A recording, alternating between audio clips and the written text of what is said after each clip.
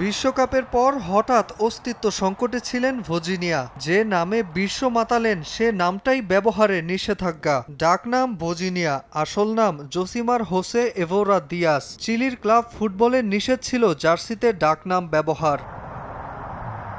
তবে ভজিনিয়া যে খাঁটি রত্ন তা ভালো করেই জানে দেশটি। তার জন্যই বছরকে বছর চলা ক্লাব ফুটবলের নিয়মই বদলে ফেলেছে চিলির প্রিমেরা ডিভিশন ফুটবল লিগ। নিয়ম শিথিল করে জার্সিতে ডাকনাম ভজিনিয়া ব্যবহারের অনুমোদন দিয়েছে ক্লাব কর্তৃপক্ষ। গ্লাভস হাতে গোল পোস্টের নিচে ফিরতে আর কোনো বাধাই রইল না কেপ ভার্দে সুপারস্টারের।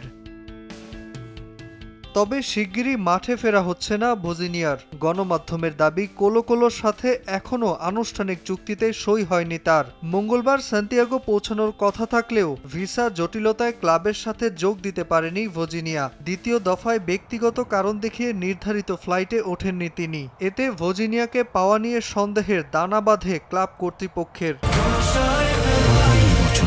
কোটি মানুষের আস্থায় পাইপের বস আরএফএল পাইপ। তবে ইতিবাচক চিন্তা করছেন ক্লাবটির পরিচালক হেইমে পিজারো এবং কোচ ফার্নান্দো ওর্তিজ। তাদের আশা বিশ্বকাপের ক্লান্তি শেষ হলেই দলের সঙ্গে যোগ দেবেন এই অভিজ্ঞ গোলরক্ষক। এদিকে জোর গুঞ্জন কোলো-কোলোর সাথে চূড়ান্ত শক্তিতে সই না হওয়ায় মত বদলাতে পারেন ভজিনিয়া। আলোচনা করছেন মরক্কোর ক্লাব বারকানের সঙ্গে। দলটির দায়িত্বে থাকা কেপ ভার্দের কোচ বুবিস্তা তাকে ডাগ আউটে ফেরাতে বেশ আগ্রহী। তাই এখন অনেকটা অনিশ্চিত ভজিনিয়ার ক্লাব ফুটবলের ভবিষ্যৎ।